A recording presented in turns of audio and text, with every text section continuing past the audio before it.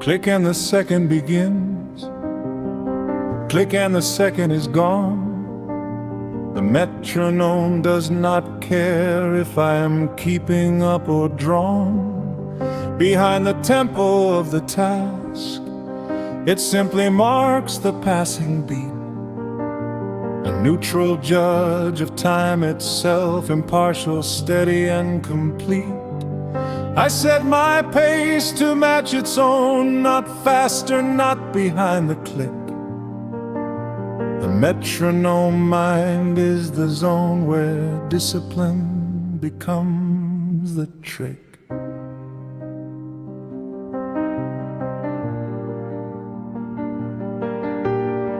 Each click is a compartment made of 60 equal portions small, enough to hold one thought, one act, one brick inside the growing wall.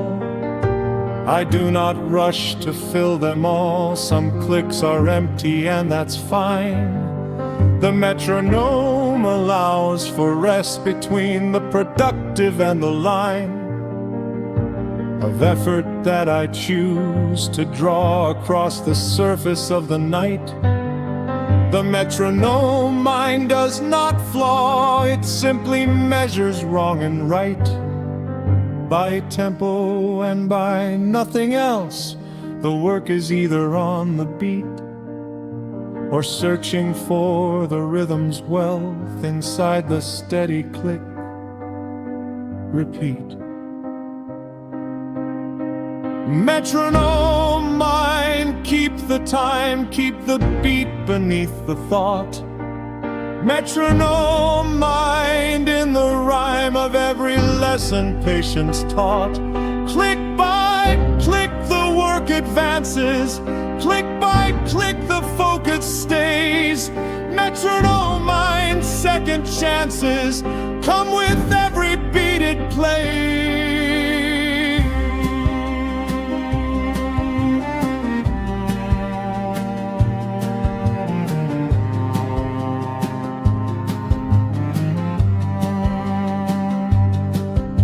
The cello plays between the clicks, a melody of concentration, each note deliberate and fixed inside the tempo's constellation.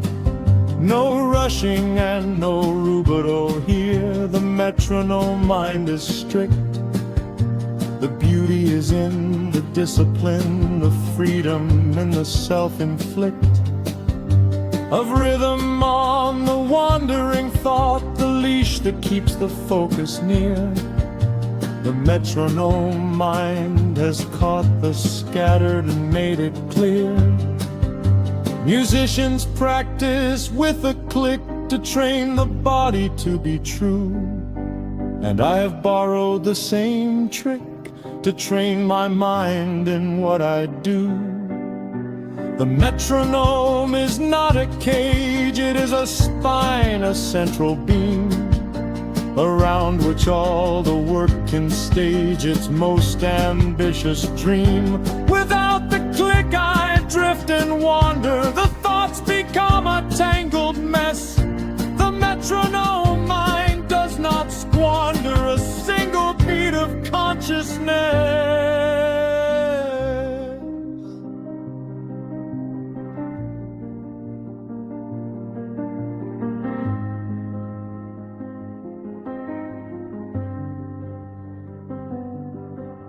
The session ends, I stop the click. The silence that replaces it is enormous and specific, like a theater freshly lit. After the audience is gone, the work remains upon the stage, performed in tempo and in song, the metronome's final page.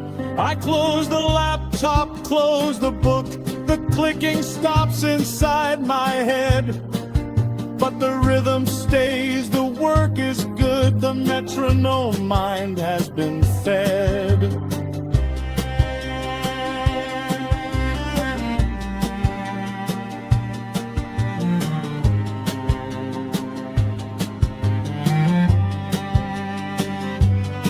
Metronome mind, the time was kept, the beat beneath the thought was true. Metronome mind, I never slept on a single click that passed through. Steady, patient, never bending, the rhythm carried me tonight. Metronome mind, the never-ending pulse of getting things done right.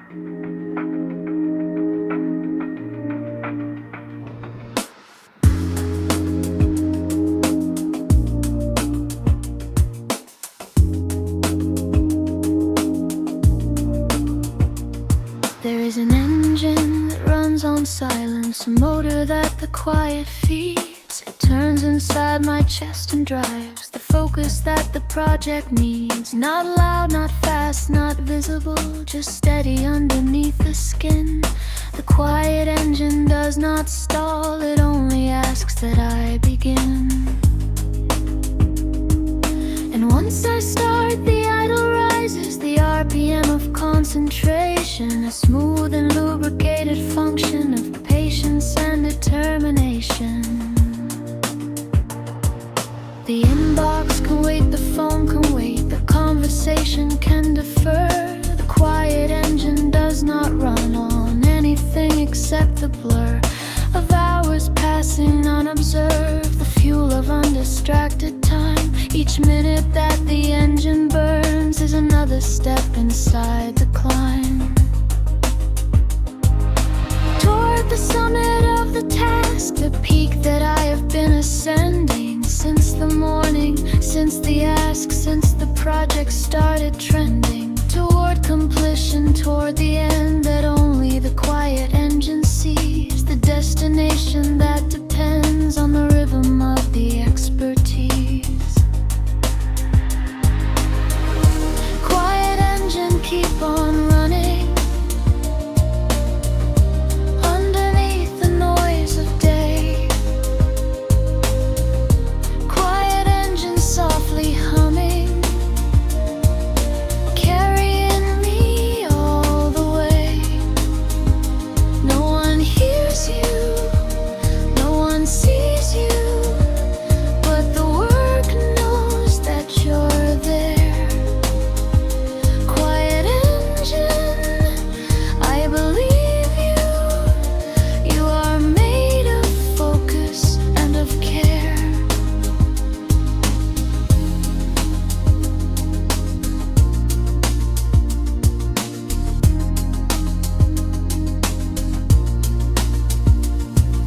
The output stacks beside my chair, a growing pile of finished things, each one a product of the engine, the quiet engine's offering, to the deadline, to the standard, to the version I accept. The quiet engine is not candid, it is disciplined and kept in motion by the simplest fact that stopping is the harder choice. The engine wants to run it once, to give the finished work a voice. Everyone has a quiet engine, most of us have let it rust. We covered it with noise and hurry and forgot about the trust that it requires, the simple fuel of sitting down and starting slow. The quiet engine is the tool that every focused person knows. It does not roar, it does does not race, it does not need an audience. The quiet engine finds its pace, and the pace becomes the evidence. 5 p.m. the engine cools, the work is done, the desk is clear. I did not notice the transition from morning focus to being here at the end of a productive day. The quiet engine idling down, the last few RPMs of thought dissolving in the evening's crown. Tomorrow it will start again with the first decision of the day. The quiet engine never ends, it only parks and waits to play. Quiet engine, you kept running through the noise, through the distraction. Quiet engine softly drumming, the heartbeat of the action. No one heard you, no one saw you, but the finished work is proof. Quiet engine, I adore you. You are the focus underneath the roof.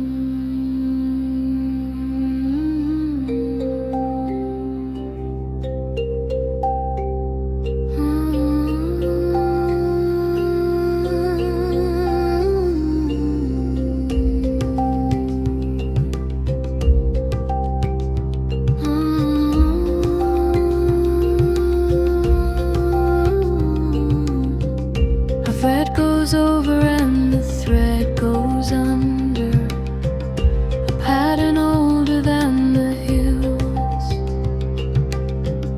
The loom is speaking its own thunder, a whispered language that fulfills the need for order in the chaos, the need for structure in the flow. The shuttle passes left to right, and the fabric starts to grow.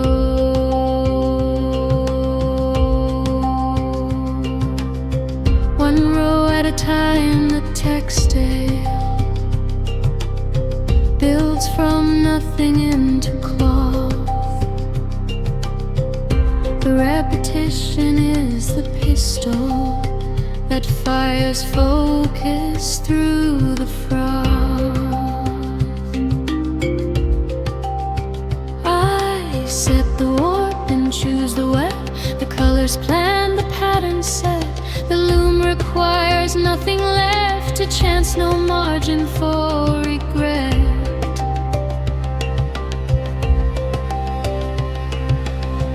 Each pattern glass is a commitment made, a thread that cannot be withdrawn without unraveling the cascade of everything that came along.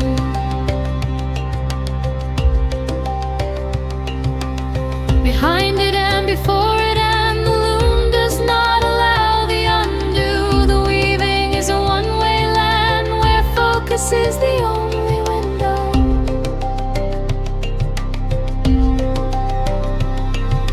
Loom and shuttle back and forth, the rhythm of the focused hand. Loom and shuttle south and north, the pattern is the only plan. Thread by thread, the picture builds. Row by row, the cloth appears. Loom and shuttle, patience fills the textile of the passing years. The noise outside is traffic and the usual daily commotion, but inside the loom, the only land is the textile and the devotion to the pattern, to the count, the over-under, over-under.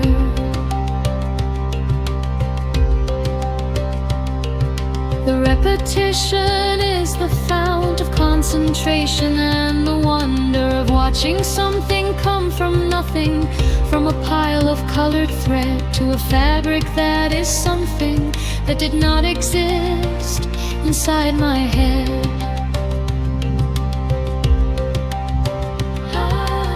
Until the loom began its speaking, until the shuttle found its way across the warp and patience seeking of the finished piece today.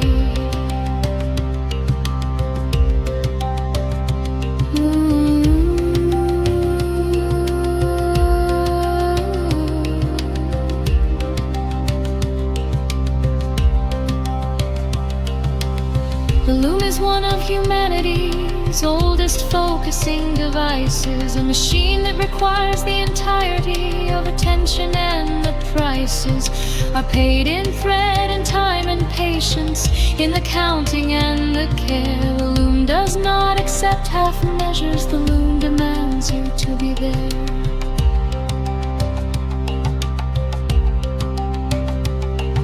Completely present every pass, the shuttle does not wait for you. The warp is strong, the moment has its own agenda to pursue.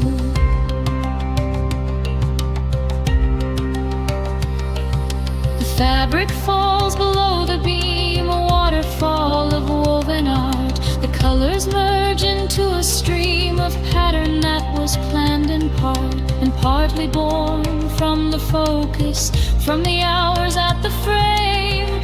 The loom was the hocus pocus that turned attention into name.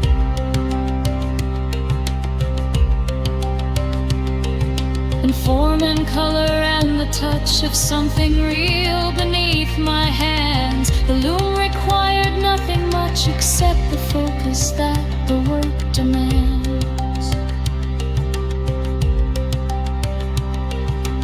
Loom and shuttle, the last pass, the fabric is complete tonight. Loom and shuttle, the hourglass is empty, but the cloth is right. Thread by thread, I built the picture. Row by row, the focus held. Loom and shuttle, every stricture was a beauty I compelled.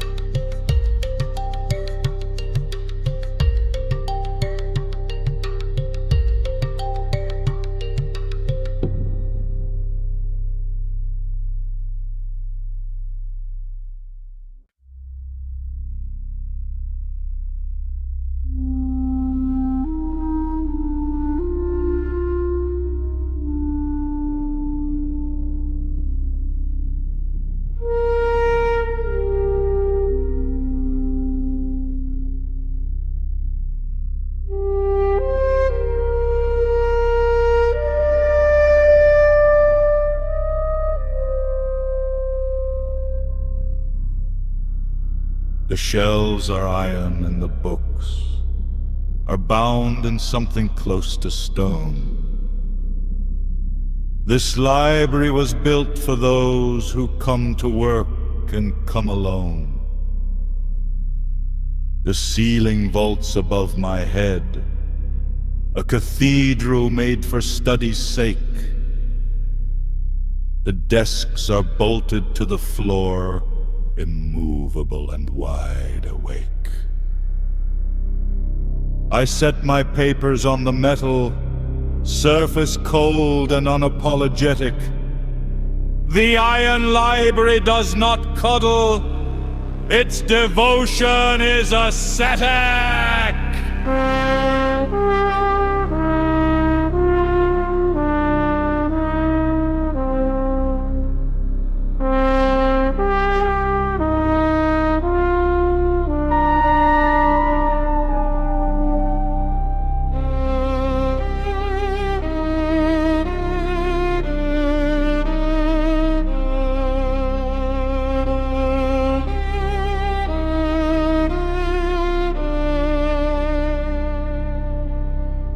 The reference section is a wall of everything the world has known, arranged by number, not by feeling, alphabetical to the bone. I pull a volume from the shelf.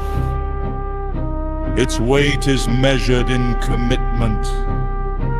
The page is thick, the footnotes dense, the information is the shipment. I ordered from the universe of knowledge documented and filed. The Iron Library delivers everything from fierce to mild. Iron Library, hold the silence, hold the weight of what I need. Iron Library in defiance of the noise, the only creed is concentration, is the study, is the hours, is the grind. Iron Library never muddy, the sharpest tool is a focused mind.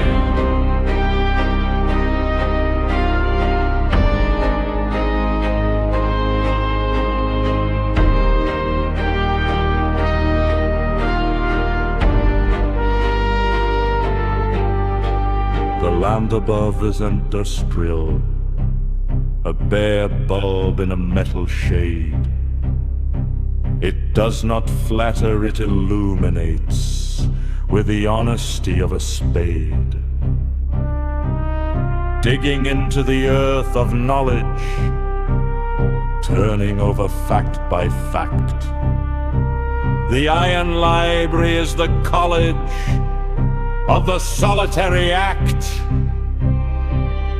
No lectures and no seminars, just the reader and the text. The Iron Library builds its bars around the focused and the vexed. The great works were not written in the comfort of the soft. They were hammered in the silence of the Iron Library's loft, where the cold kept the mind alert, and the hard chair kept the spine, and the bare bulb kept the truth in a sharp and honest line. I do not romanticize the struggle, but the Iron Library knows that focus is a kind of muscle, and the iron is how it grows.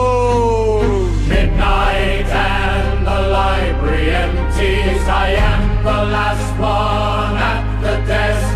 The iron shelves are standing sentry over everything grotesque and beautiful about the work of learning in the silent cold. The Iron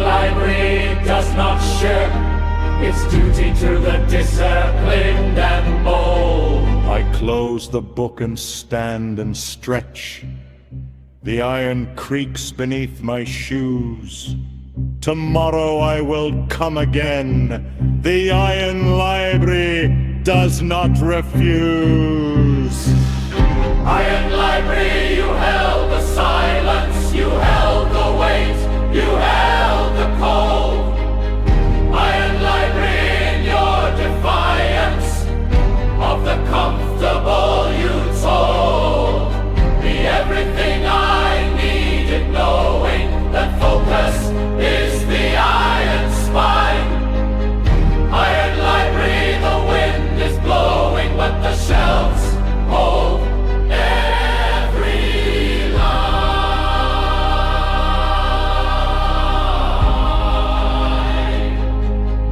Every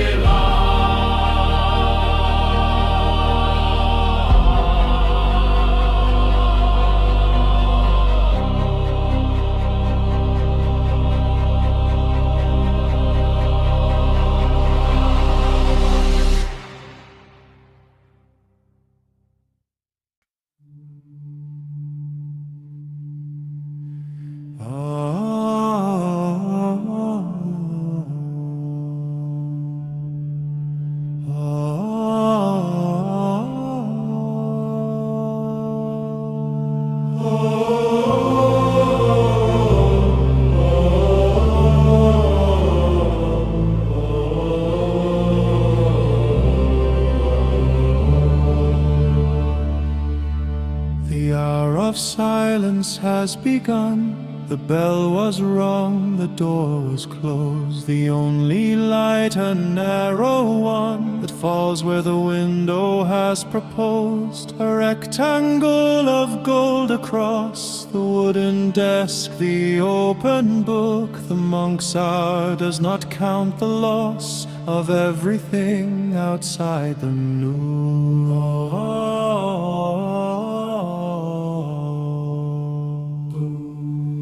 The text is old, the ink is brown, the margins filled with careful notes from someone who sat in this gown. 100 years of focused quote. I read each word with equal weight, no skimming and no jumping through. The monk's hour does not tolerate the hurried or the half the crew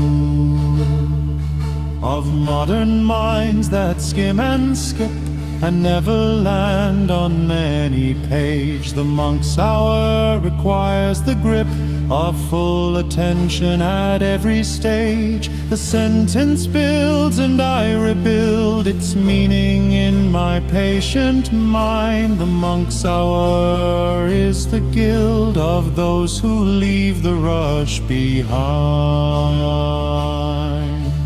Monks are the bell has spoken, silence is the only rule. Monks hour, nothing is broken, that the focus cannot school. Read and think and read again, the text will yield its hidden core. Monks hour, the sharpest pen is the attention that we pour. The cathedral ceiling holds the hum of centuries of whispered prayer. The monk's hour is the sum of every soul that studied there. I feel them in the wooden seat, the polished armrest worn with use. The monk's hour repeats the ancient and productive truths. Between the self and the divine, between the reading and the known, the monk's hour is the line between the seed and the fully grew. The monks did not have the internet, they did not have the buzzing phone. They had the bell, the book, the desk, and the luxury of being alone. With a single text for a single hour, a single thought for a single day, the monk's hour had a power that we gave so easily away. Take it back, the bell is ringing. Close the door and close the screen. The monk's hour is for bringing back the focus to the clean, uncluttered, undistracted core of what it means to really read. The monk's hour asks for nothing more than your attention and the seed.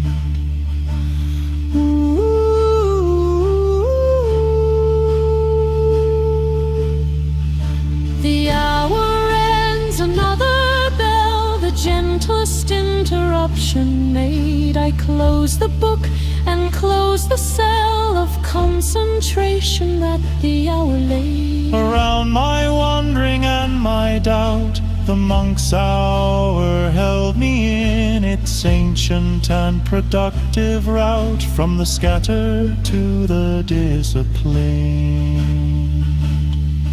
I step outside, the corridor is cold and echoing and long. The monk's hour is behind the door, but the focus lingers like a song. Monks are, the bell rings twice, the silence lifts, the door is free. Monks hour, the sacrifice of noise was worth the clarity. Read and thought and read again, the text revealed its patient core. Monk's hour, the quietest aim and the focus I have been searching for.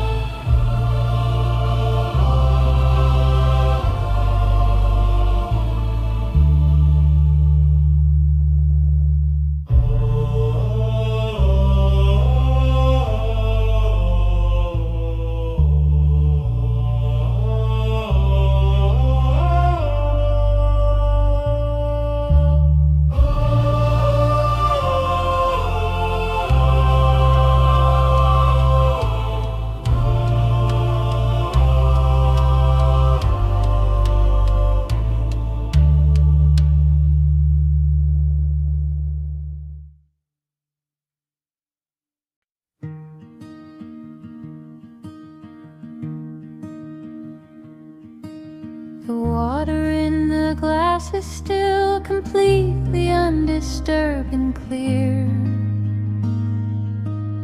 I can see the bottom through the liquid like the thoughts appear. When nothing shakes the surface, when the noise has been removed like silt. Clear water mind is what I get when the distractions have been spilled. Outside the room, outside the hour, outside the window and the door, the clear water focuses the power of an undisturbed interior.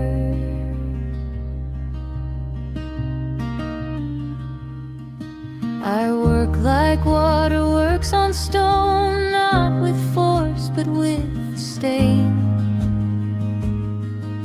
The constant application of attention and the never swaying. from the task that sits before me, solid and demanding time.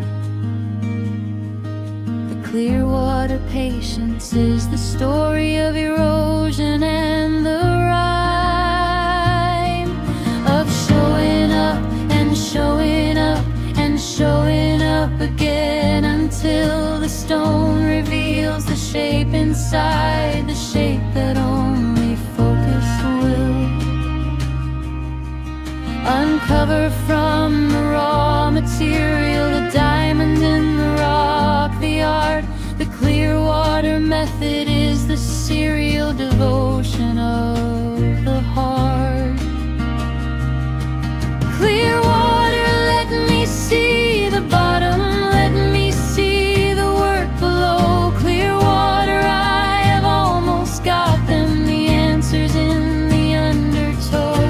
Still and patient, undisturbed, the surface holds without a break. Clear water, every thought is heard when the water is a quiet lake.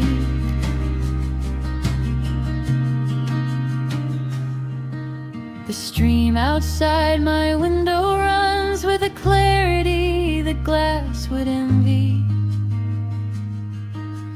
Every pebble, every branch is visible from every entry. Point of light, the water magnifies instead of hiding what is there.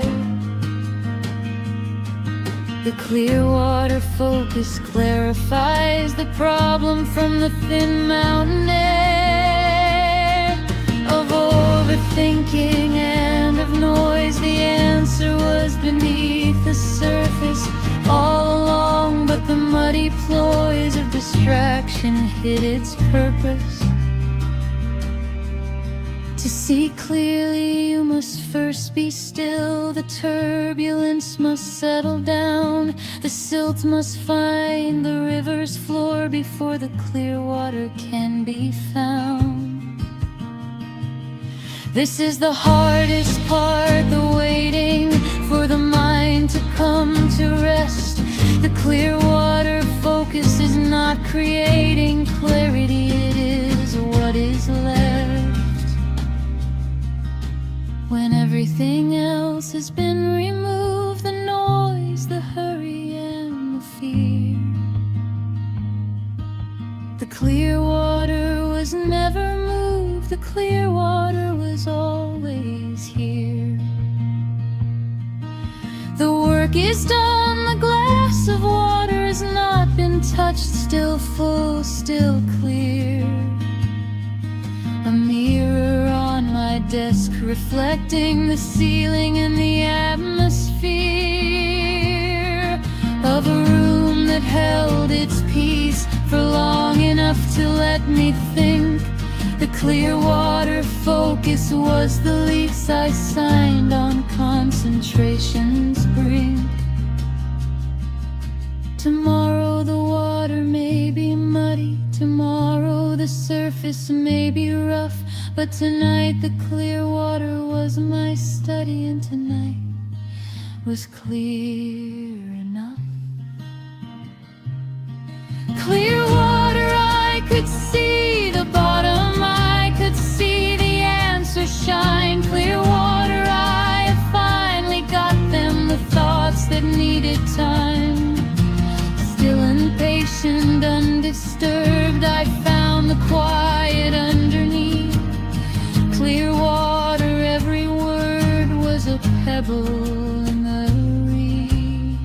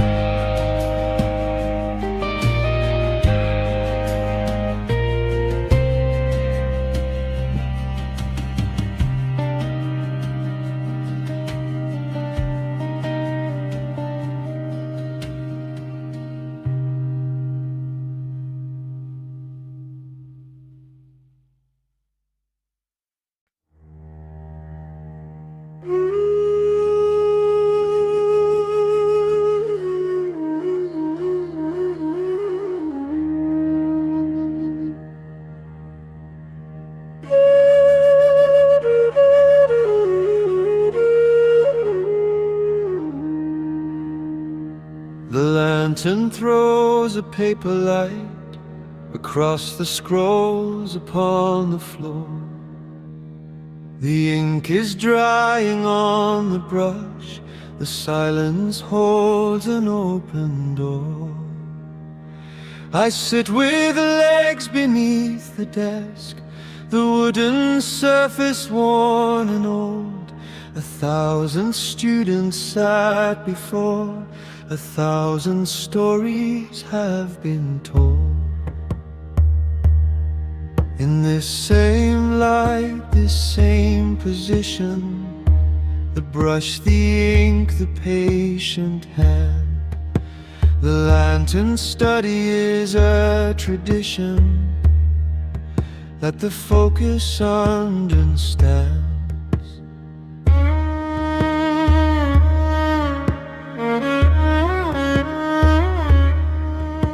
The characters I practice now are the same ones carved in stone. 1,000 years of steady hands have made this knowledge fully grown.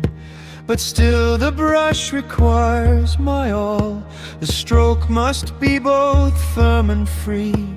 The balance of the wrist, the arm is the balance of the mind in me.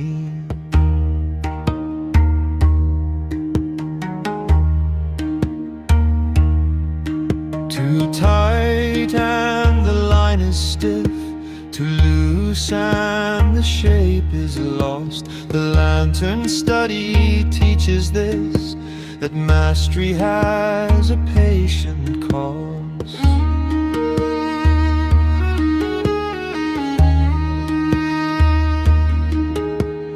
Lantern study, one more stroke, the brush is speaking for the mind.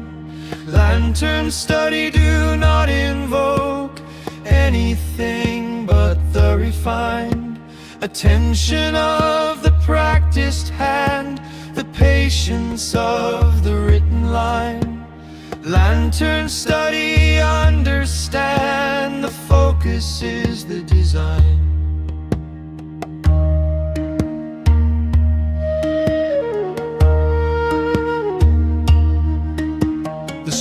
Is long, the night is deep, the characters descend the page like monks walking down a mountain, one by one in silent sage procession, each one carrying the weight of meaning on its frame.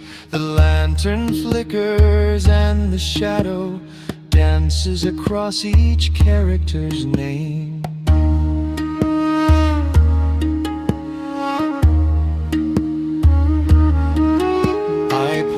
And read what I have written. The words are not for anyone.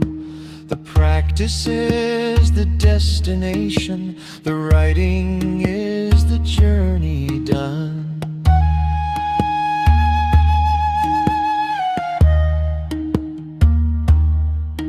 In the old academies, they studied by a light no brighter than a flame.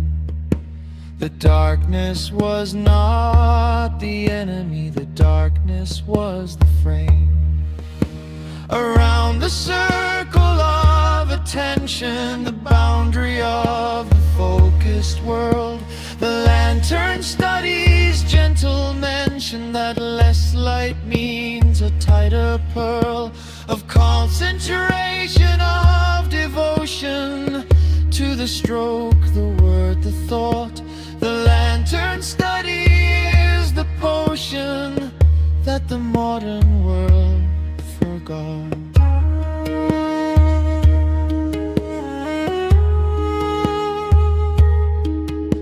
The lantern oil is running low, the flame is smaller than before, but I have finished what I started.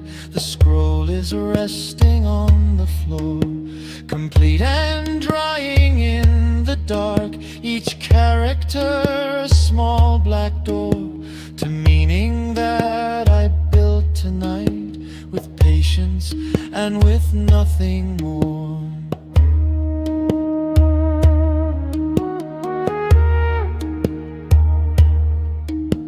The lantern dims, the study ends, the brushes rinse, the inkstone dry. Tomorrow there will be new scrolls and new lanterns, and the why of sitting down and writing slow in a circle of the fading light. The lantern study taught me how to focus with the flame tonight.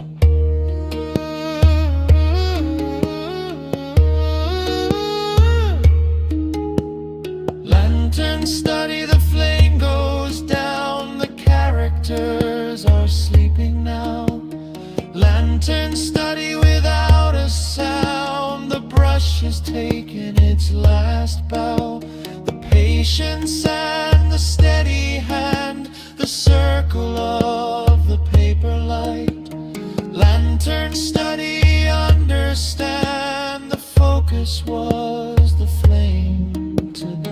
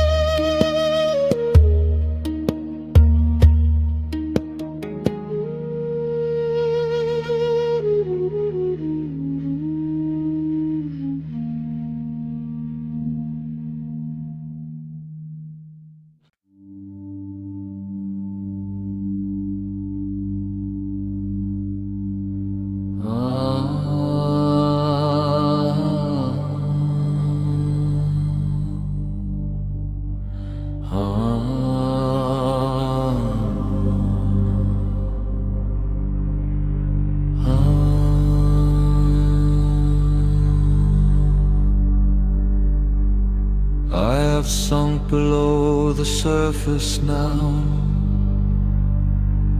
The noise is up there far above. Down here the pressure holds me still. A firm and democratic love. The screen before me is the porthole, the only window to the work. The deep surrounds on every side, and I cannot afford to shirk. The sonar pings a steady clock, a rhythm made of focused time. Each ping a second, each second a coin deposited in the rhyme.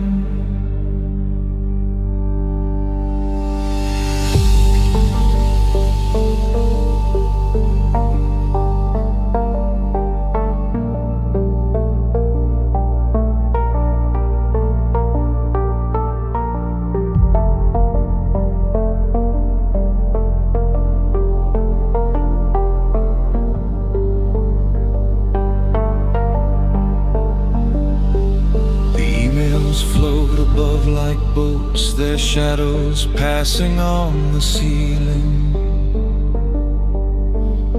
I cannot reach them from this depth, and that is more than just a feeling. It is a choice to stay submerged below the interruptions draft, the questions and the urge to surface and abandon craft. The submarine is my attention, sealed and pressurized and aimed at the single task at hand, the only target I have named. Submarine, still,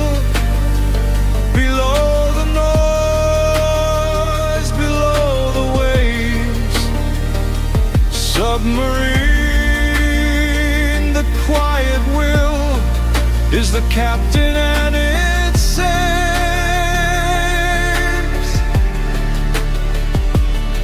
Every hour from the surface, every minute from the storm, submarine beneath the purpose, deep and dark and warm.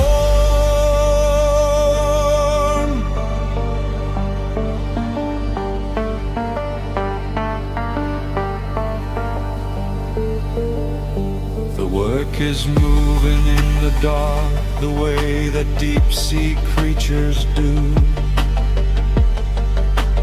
Bioluminescent thoughts that glow a phosphorescent blue. I follow them through corridors of logic and of careful proof, each one leading to another, each one closer to the roof of understanding, where the answer lives in its pressurized cocoon. The submarine is patient and I will surface very soon.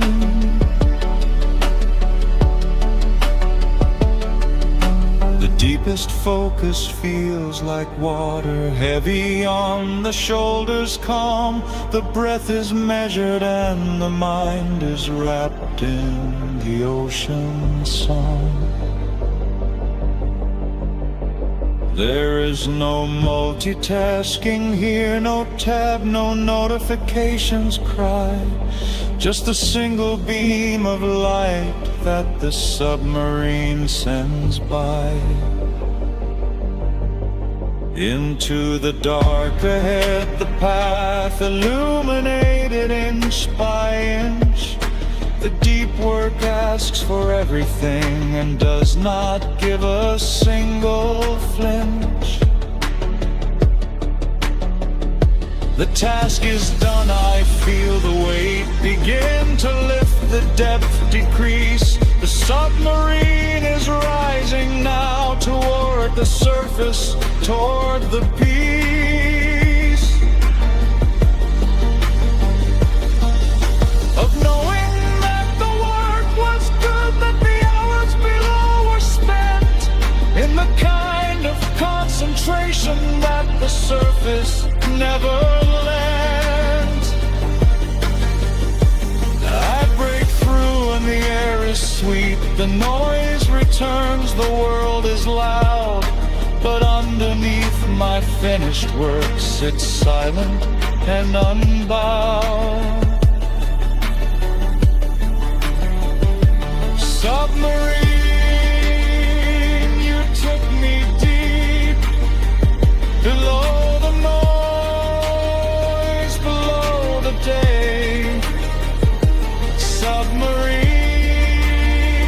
the throne to sleep, where all the best were gray.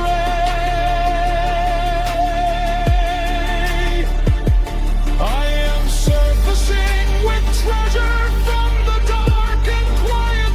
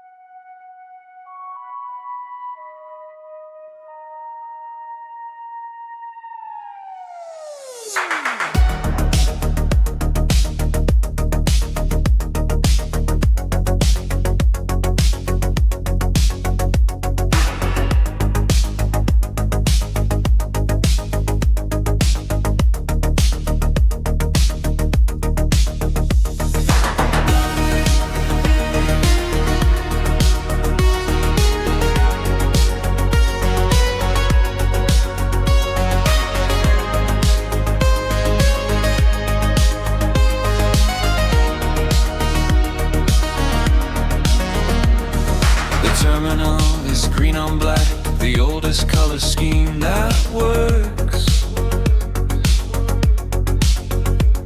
The cursor waits, I type the stack of commands that no one ever shirks.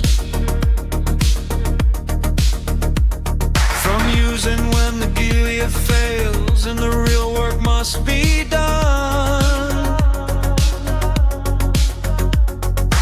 In the language of the rails, the command line and the run, I type and the machine obeys. No click, no drag, no windows dance. The terminal is the shortest mesh between the thought and the advance. The output scrolls in fuss for green, a waterfall of data flowing. Each line of fact, each line a scene of information, always growing. I pipe it to a file and save. The grep returns the pattern matched. The terminal is the focus cave where the signal and the noise detach. I sit and knock my way through logs, a prospector panning gold from mud. The terminal cuts through the fogs of information's rising flood. Terminal green, the only light. I need to find my way tonight. Terminal green, the command line is the straightest, sharpest design. No windows and no icons here, just the text and just the thought. Terminal green, the interface clear, the focus that the future forgot. Into the server's core, a tunnel through the internet skin. The team alone is the open door to the machine that hums within. The processes are listed clean, each one a tiny working life. The terminal in phosphor green is the surgeon and the knife that trims the dead, the stuck, the slow, and restarts what needs to run. The terminal is the undertow of the focused work being done. Before the desktop, before the cloud, before the touch screen and the swipe, there was the terminal unbowed, the keyboard and the monochrome type. And it still works, it never stopped. The terminal was always there, beneath the layers that we topped upon the interface with care. Strip it back to green on black, strip it back to the command.